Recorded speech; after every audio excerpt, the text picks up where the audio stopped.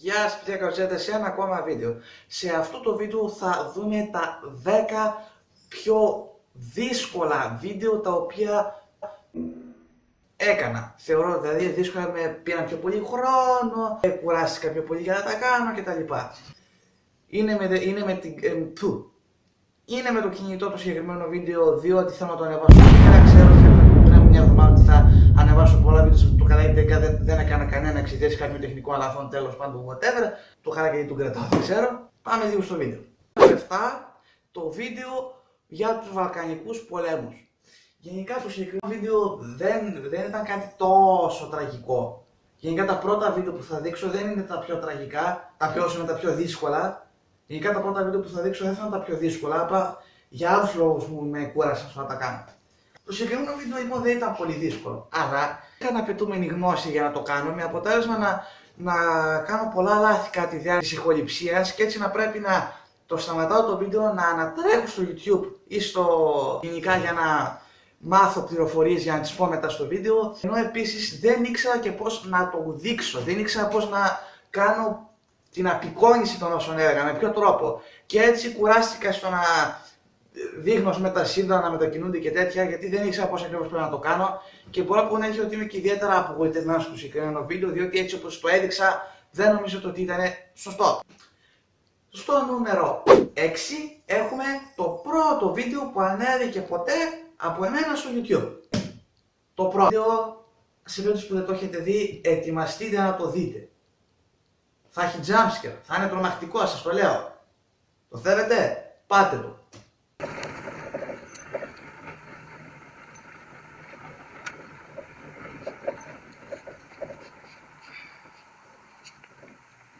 Αυτό ήτανε. Δεν κάνω πλάκα, αυτό ήτανε.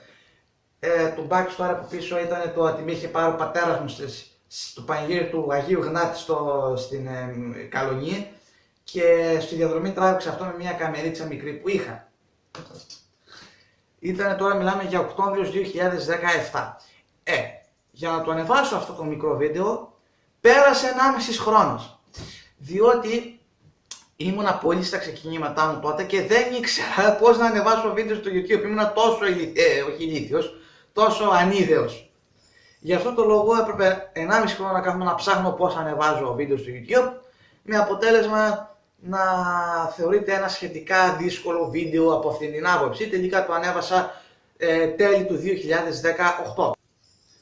Στο νούμερο 5 έχουμε το πρώτο βίντεο που ανέβασα ποτέ στο Let's Go. Όχι το πρώτο βίντεο που ανέβασα γενικά στο κανάλι της επιβίωσης, αυτό ήταν εύκολο. Ένα χρόνο μετά ανέβασα σε αυτό εδώ το κανάλι το πρώτο βίντεο, το οποίο μπορώ να πω ότι ήταν, πώς θα το πω ρε παιδάκι μου, δύσκολο. Ήτανε δύσκολο, όχι όμως επειδή είχε μοντάζ πολύ. Στο νούμερο 4 μπαίνουμε τώρα στα λίγο πιο σκληρά. Έχουμε το τελευταίο βίντεο στο κανάλι της επιβίωσης. Για όσοι θυμούνται ή δεν με παρακολουθούν εκεί πέρα, είναι ένα βίντεο για την καλλιέργεια σε χώμα. Αυτό το βίντεο τώρα γιατί εμένα με κούρασε? Για τον απλούστατο λόγο του ότι ενώ είχα διαγώνισμα την επόμενη μέρα και την μεθεπόμενη μέρα, έκατσα και έκανα βίντεο. Και αυτό σας μπορεί να φαίνεται κάτι ιδιαίτερο, εμένα μου φαίνεται, διότι ενώ διάβαζα όλη μέρα για το διαγώνισμα και είχε πονέσει το κεφάλι μου, στα ενδιάμεσα τα διαλύματα που έκανα, αντί να κάτσω να ξεφορτώσω λίγο τον πονοκέφαλο που είχα στο κεφάλι, πρόσθεσα έξτρα νέων επειδή έκατσα και έκανα και βίντεο ενώ διάβαζα. Ενώ και την επόμενη μέρα επίσης είχα πολύ διάβασμα, ακόμα περισσότερο επειδή έγραφα διαγώνισμα και παρόλα αυτά έκατσα και το ανέβασα. Γενικά αυτό είχε ως αποτέλεσμα πολύ κούραση, διότι δεν είχα καθόλου ελεύθερο χρόνο, διάβαζα συνέχεια και στα τέταρτα ας πούμε που έκανα διάλειμμα καθόμουν και έκανα μοντάζ ή τράβαγα πλάνα ή ηχογραφούσα. Όπως λέω και κάποια στιγμή μέσα στο βίντεο δηλαδή. Η ώρα αυτή τη στιγμή είναι 10:41 άμα φαίνεται καλά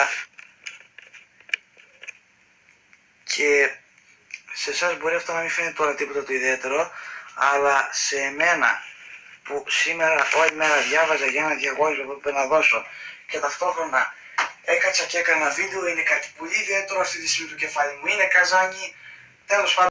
Από εκεί και πέρα τώρα μπαίνουμε στην τελική τριάδα. Στο νούμερο 3 έχουμε τα ηφαίσια της Λέσβου. Ίσως το καλύτερο βίντεο που έχω κάνει, θεωρώ. Δεν θέλω να περιαυτολογήσω, αλλά είναι, πιστεύω, το καλύτερο βίντεο που έχω κάνει. Και με πήρε 2 εβδομάδες το κάνω, να πηγαίνω να τραβάω πλάνα από πετρώματα και από το ένα και από το άλλο, να κάθομαι να μαζεύω πληροφορίες, να κάθομαι να ηχογραφώ, να κάνω μοντάζ, πολύ μοντάζ, και αυτό γενικά ήταν κουραστικό, πιστεύω, αλλά θεωρώ ότι άκουσα τον κόπο και θα κάνω κάτι αντίστοιχο, στο μέλλον. Μέσα στο καλοκαίρι που έχετε θα κάνω κάτι αντίστοιχο, το υπόσχομαι, δεσμεύομαι που λέμε. Στο νούμερο 2 έχουμε το σκετσάκι που ανέβασα σε αυτό εδώ το κανάλι, το τελευταίο, αυτό που ονομάζεται, αν θυμάμαι καλά, meeting προσωπικού. Αυτό τώρα γιατί ήταν κουραστικό. Ήταν κουραστικό διότι μου πήρε σχεδόν 5 με 6 ώρες να το κάνω, το μοντάζ, μαζί με τις λήψεις του βίντεο.